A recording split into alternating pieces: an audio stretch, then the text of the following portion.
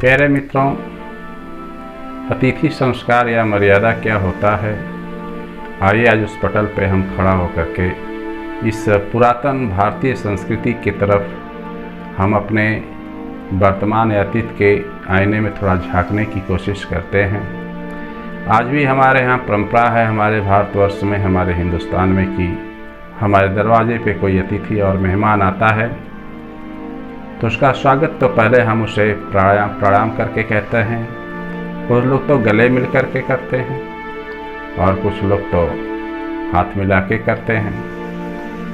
लेकिन सबसे बड़ी चीज़ है कि उसके साथ हम जो मर्यादित व्यवहार का प्रयोग करते हैं, अब वो हमारे प्रति अपने अंदर क्या उपेक्षा रखता है, क्या विचार भावनाएं रखता है, ये तो हम किसी को नहीं मालूम होता। लेकिन सवाल इस बात का है कि हो सकता है कि हमारे प्रति उसके अंदर मानसिक विचारधाराएं कुछ गलत चल रही हों, तो ऐसी स्थितियों में दोनों के प्रति द्वंद्व पैदा हो जाता है, कहीं न कहीं ये कुठाराघात का कार्य करता है। तो मैं कहना चाहता हूँ कि हमारी जो संस्कृति है ये बड़े आदर्शवादी है, जो लोगों के प्रति हमेशा आदर्श व्यक्त करती है, सम्मान व्यक्त करती है। लेकिन जब हम किसी से हाथ मिलाते हैं या गले मिलते हैं तो उसके पीछे एक बहुत बड़ा हमारा भारतीय जो संस्कृति है, हमारा जो अध्यात्म है, हमारा जो कल्चर है, कुछ हमें सिखाता है, कुछ हमें बताता है, जिस पे कम लोग मानसिक बिंदु दे पाते हैं, जिस चीज़ को समझ पाते हैं। आज तो आधुनिकता का परिवेश है, जिस परिवेश में सारी दुनिया सनी हुई है, लिबास पहनी हुई है, इसलिए लोग ख्याल नहीं करते हैं। लेकिन अपने लिए तो इंसान को चाहिए कि ख्याल अंदर जो है ईश्वरी ऊर्जा है जो पूरी शरीर से व्याप्त है।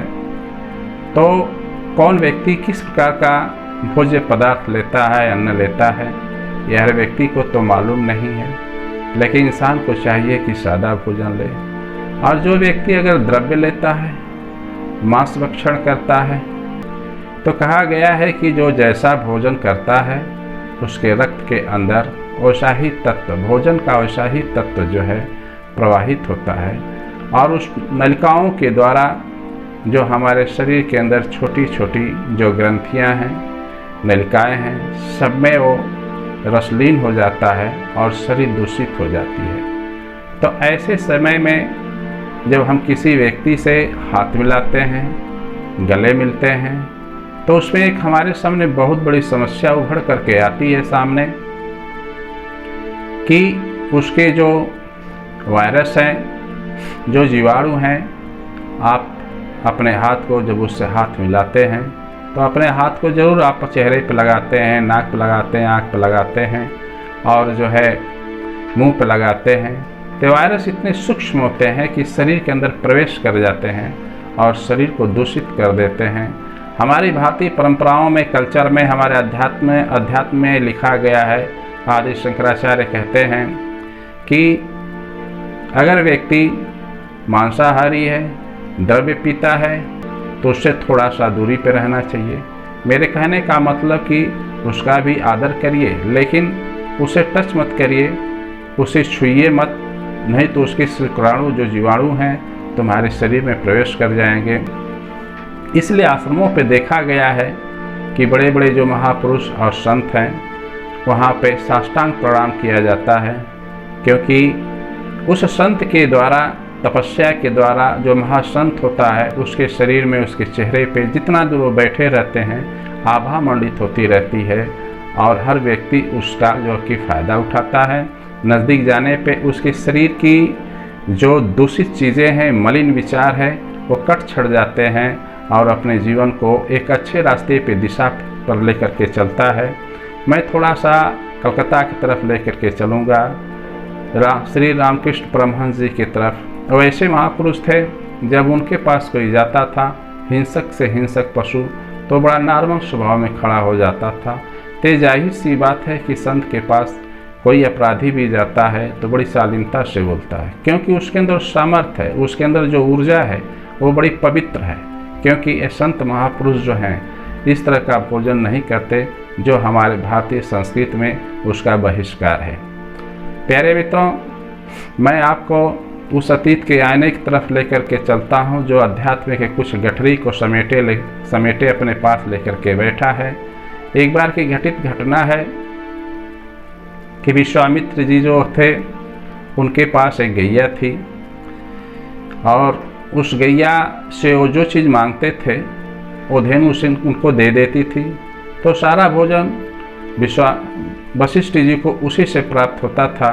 एक बार की बात है कि विश्वा जी हमारे गाजीपुर ज़िले के, जब कभी गाजीपुर से कहा जाता था, यहाँ के राजा हुआ करते थे और अचानक उनके आश्रम में पहुँचे और अतिथि का स्वागत करने के लिए वशिष्ठ मुनि जी ने उन्हें आश्रम में स्थान दिया और भोजन की सारी व्यवस्था किया। उनके पास जितने सैनिक थे विश्वामित्र के पास, सभी ने भोजन किया और बड़ा स्वादिष्ट भोजन किया। भोजन करके बड़ा प्रसन्न चित्त हुए और विश्वा जी ने कहा कि महर्षि जी, आपने जो भोजन कराया है बहुत स्वादिष्ट था, लेकिन इतने कम समय में इतने लोगों का भोजन बनाना असंभव था, आपने कैसे इतनी जल्दी व्यवस्था कर दिया।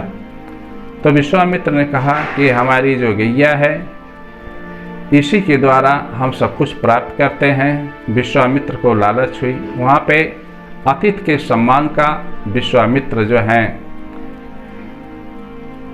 अनादर करते हुए गैया को छीनने का प्रयास करते हैं, लेकिन वहाँ पे हार मान जाते हैं क्योंकि वशिष्ठ जी एक महर्षि थे, तपस्वी थे, तो वहाँ बाहुबल किसी का कार्य नहीं कर सकता। लेकिन एक अतीत होने के नाते जिस विश्वा को ये नहीं चाहिए वो विश्वा ने ऐसा द्वंद्व खड़ा कर दिया कि विश्वा के जीवन में एक आमूलचूल परिवर्तन हुआ।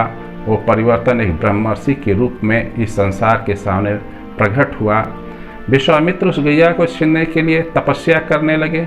उनके दिमाग में ये बात आ गई कि इस बाहुबल से कुछ भी नहीं अर्जित किया जा सकता है। अगर सबसे बड़ा बल है, ताकत है, तो अध्यात्म के अंदर है। तो विश्वामित्र ने बड़ी तपस्या के बाद ब्रह्मा जी से अस्त्र शस्त्र प्राप्त किया और वशिष्ठ जी से कहा कि मैं आपसे द्वंद्व करने के लिए, लड़ाई करने के लिए आया हूँ और इस गैया को लेकर के जाऊँगा।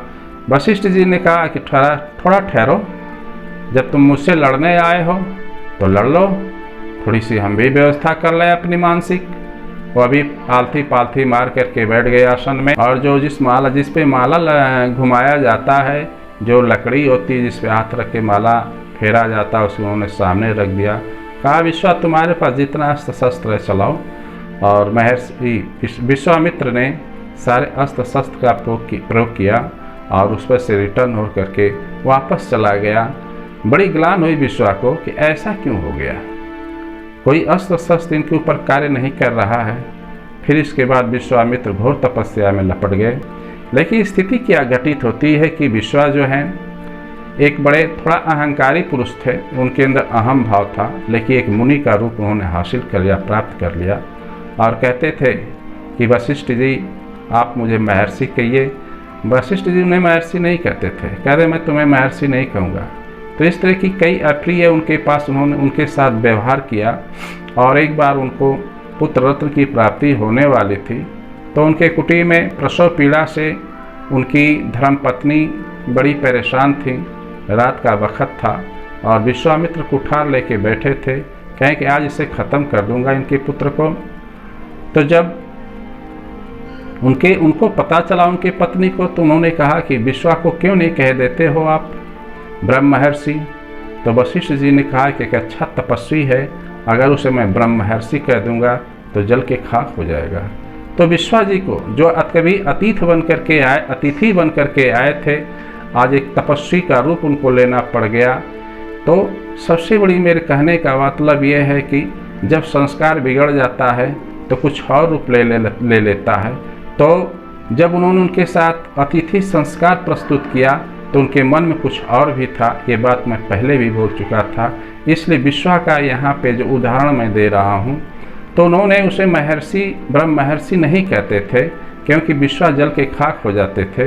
तो वशिष्ठ जी ने कहा कि मैं महर्षि कहूँगा तो विश्वा जल के खाक हो जाएगा और एक अच्छा मुनि है, ऋषि है। और ये बात वो मड़ैया के बगल में, उनके कुटी के बगल में छुपे हुए थे विश्वामित्र। और इस बात को ये बात जब उनके कान में गई तो वो सुन करके बड़ी आत्मग्लान हुई और वशिष्ठ मुनि के चरणों पे गिर पड़े, कहें मुझे क्षमा करें और आप मेरे गुरु हैं, मैं आपका शिष्य हूँ। मैं नहीं जान पाता था कि आप मुझे ब्रह्मर्षि क्यों करते थे, लेकिन मेरी गलती को क्षमा करें। तो कभी आप किसी के साथ जो अतिथि के साथ आदर्श देते हैं, संस्कार देते हैं, तो आदमी को जीवन में, व्यक्ति को जीवन में ये थोड़ा सा संवेदनशीलता और विचार रखना चाहिए कि हम जिसके साथ ऐसा व्यवहार कर रहे हैं कहीं हमारे साथ धोखा तो नहीं है। क्योंकि इंसान तो ऊपर से पढ़ना जानता है, अंदर से नहीं जानता। अगर अंदर से जानना है तो उसके हैप्चुअल, उसके भविष्य, उसके पीछे हुए कर्मों से आप जान सकते हैं, लेकिन हर व्यक्ति उसके पिछले कर्म से वाकिफ नहीं होता है। इसलिए व्यक्ति को जानने का 3 माध्यम होता है। कहा जाता है कि तुम कौन हो, क्या करते हो और कहाँ रहते हो। ये 3 शब्द से, विषय से उसे पहचाना जा सकता है, जाना जा सकता है और अपनी सुरक्षा उससे की जा सकती है। तो अतिथि व्यवहार जो है एक बड़ा सुंदर पैटर्न था जिस पे हमने आप लोगों के सामने प्रस्तुति की। तो मेरा वक्तव्य अगर अच्छा लगा हो तो यूट्यूब चैनल पे सब्सक्राइब कीजिए, लाइक कीजिए और मैं सभी लोगों को अपना सादर सम्मान समर्पित करता हूँ। मैं विवेकानंद साहिब सतनाम।